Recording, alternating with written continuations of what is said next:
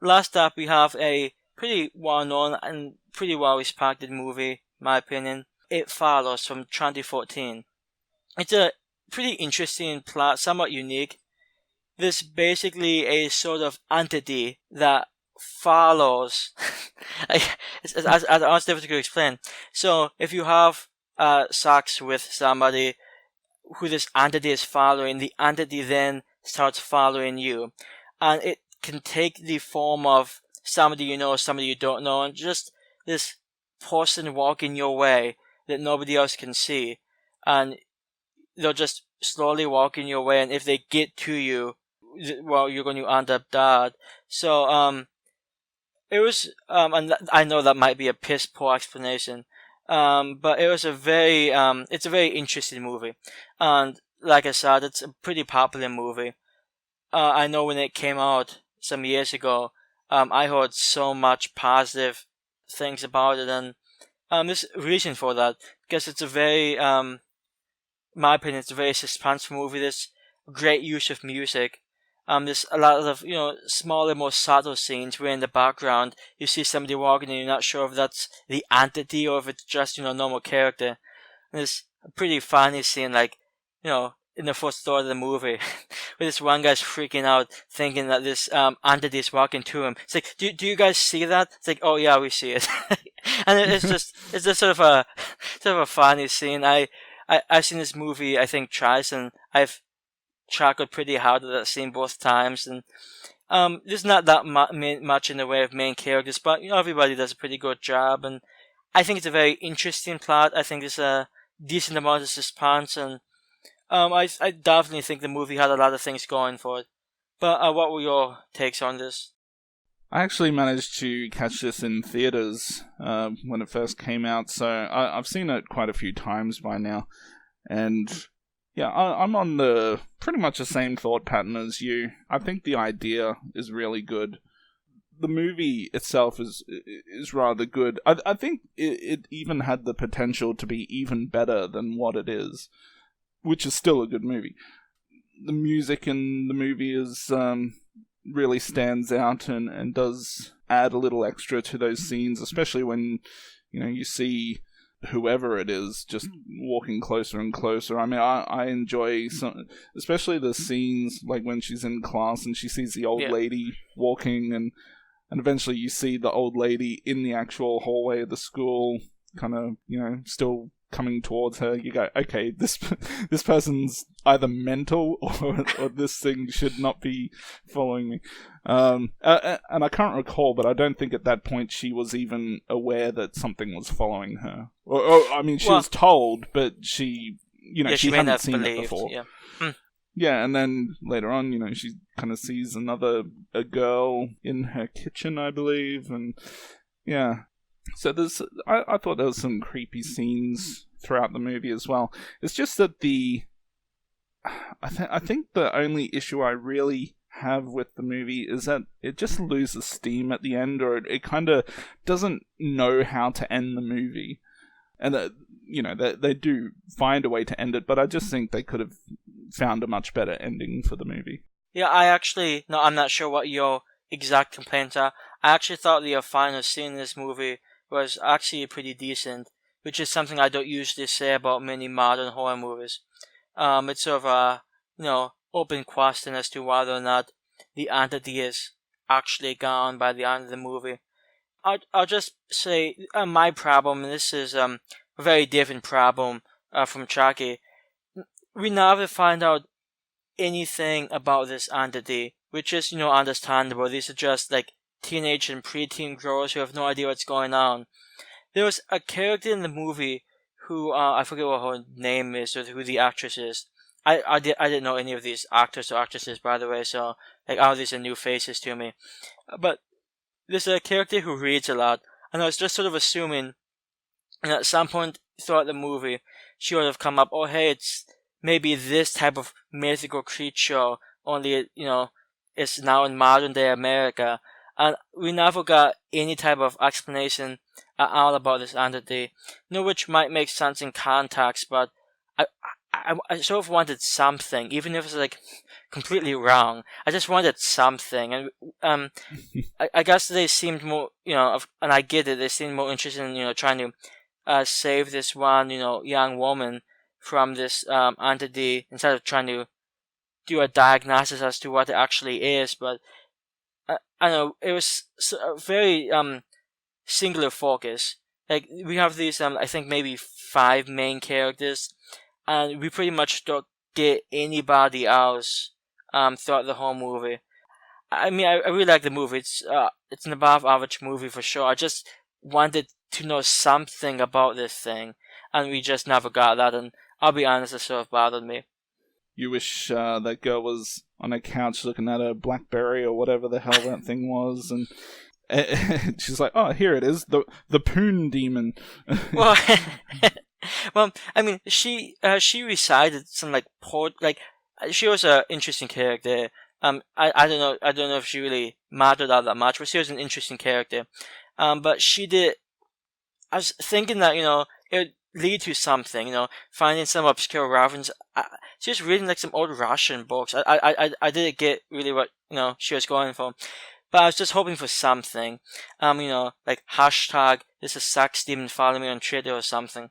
But nothing came, and I feel like if this thing is, we don't know when this started, but if this demon, whatever this is, if it follows people after having sex, I'm sure if you looked, somebody somewhere in the history would have written about it. And I'm just somewhat surprised that none of the main characters thought to do any, potential research on what this thing might be, because I don't know, I feel like that might be something that you might want to look into. But I don't know, it's not a big thing. It's just a plot choice that I think I probably would have made differently. But I understand why they went with this one too. And this is sort of piggybacking off a point that you made. The movie can seem, I think it's about an hour and 40 minutes, so it's not that long, but it can occasionally feel somewhat repetitive, because it's pretty much this group of characters hangs out, one of these girls sees something, freaks out, and they move to another location, and it happens again, and they move to another location, and it happens again. I did like the pool sequence. I thought it was pretty cool. I thought it was pretty ingenious on the characters, even though it didn't work out quite how they were hoping. I still thought it was a pretty good idea. And, I feel like they probably could have done a little more with the conclusion. But I don't know, it's generally a decent movie. I mean, it's a pretty good movie. It's just not a great movie, in my opinion. Yeah. I mean, the pool scene at the end is probably the part where I was talking about the ending loses steam. I don't know, I just didn't really care too much for that scene, but it did make me, as I watched this movie, I did start thinking, okay, well, if I was in this situation, what would I do? And I have these thoughts like, okay, well, if this thing can only walk, and, it's walking just at a normal pace, it doesn't run or anything, okay, maybe I should book an international flight, go to another country, and then work out how long it takes for it to get to me over there. And then, maybe it takes 2 years for it to walk all its way there. And then I go, okay, I'm just going to go back to another country for another 2 years. And that's what I'd do. So, I think this, maybe I'm wrong, I watched this yesterday. Actually, I'm sorry, I finished it this morning, but I started it yesterday. I think this movie took place in Detroit. And it's like a middle-class Detroit family. They probably don't have the disposable income to pay for an international flight. Yeah, I'm sure that she could find a way, pull some money together. I don't know. I mean, I know. I think one of the characters, once they got it passed down to them, via having sex with the individuals, quote unquote, I guess in fact did. There was a scene where they will buy some. They went by some prostitutes, which struck me as, oh hey, have sex with a prostitute, and then it might take a long time for this entity to get back to, I guess, the quote unquote guy who passed it to them. So that would have been, in my opinion, that probably would have been one of the best ways to, I guess, effectively make this entity as less dangerous as possible. That may or may not be the route they took in the movie. But I thought that was probably, if I was in this situation, unfortunately, I would probably have to pay for sex and pass it on. So. You make it sound like that's the only situation in which you pay for sex. Yeah, don't lie. I definitely don't have a prostitute right next to me. Which it's actually kind of funny because where I used to live, I used to live right next to one. Oh, really? And the funny thing is, for anyone who doesn't know, and I'm sure that's pretty much everyone listening, I'm actually a really big guy. I'm like Kane Hodder's size. I'm the same height, roughly same weight, fairly stocky type build, And I once had a guy knock on my door, and he was actually looking for the prostitute, which is, so we were living in a duplex, so it's kind of 2 units in one building, and so he just knocked on the wrong door, I guess. And I opened, and he said, "I'm looking for the lady of the night." And I'm like, well, as you can see, I don't think you've got the right door. I think you want that door. This is the person living next to me. I don't know where she. I never met her, but of course I could hear I could hear conversations, through the walls or while we're in the backyard. You can hear conversations from over the fence, and she seemed like her English probably wasn't that great. She, some sort of foreign lady. I can't recall anymore what type of accent she had. Yeah. So I guess the main point being, if you run across an entity that is going to kill you, and you can pass it on by having sex, I would take the more low ground and probably just have sex. I was just going to add to that. I mean, I know there's the issue of where you're going to get the money for an international flight, but I'm taking that, man. I mean, the prostitutes, that's only going to buy you some time. Eventually, it's going to kill everyone and then come back to you. Well, I guess. Well, how about if this happens? You give it to a prostitute, the prostitute gets with some rich guy, and the rich guy's always on international flights. So, I mean, you could be pretty well protected. I don't think a rich guy is going to pay for the same level of prostitute that you can afford. Yes, I do like my high-class ladies of the night, so. That's what I'll say. This movie, like we said, it's pretty unique. I can't think of... Can you think of any movies that remind you a whole lot of this one? No. I mean, it's a quite an original type of movie. It's I don't see any very similar ideas in any other movies. I think I did see a bad sci-fi sort of ripoff of this one. Let me just quickly check. It was just a sci-fi television movie, and it was just, I think it came out in 2018. It's just called Karma, where bad karma follows people the same way this type of thing does. And it was a really shitty movie.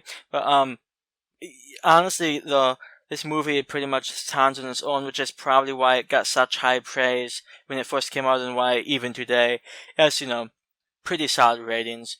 I think it's a good movie.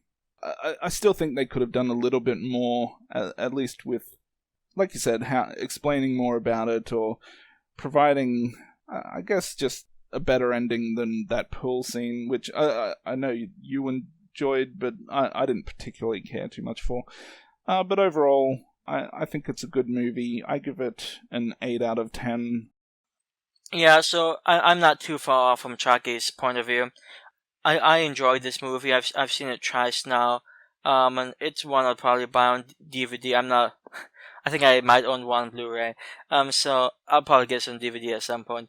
It's a decent movie. It has a single focus, which is fine. It works out, and I'd say it's an above average movie, but I'd also say it wasn't as great as it could have been. So I'll probably give this one a 7.5, though I would match Chucky and probably round up to an 8 out of 10. It's definitely an above average movie. It's just not like the greatest horror movie in the last 10 years. Yeah. And then we await the parody version of It Follows You on Twitter. I would probably watch that.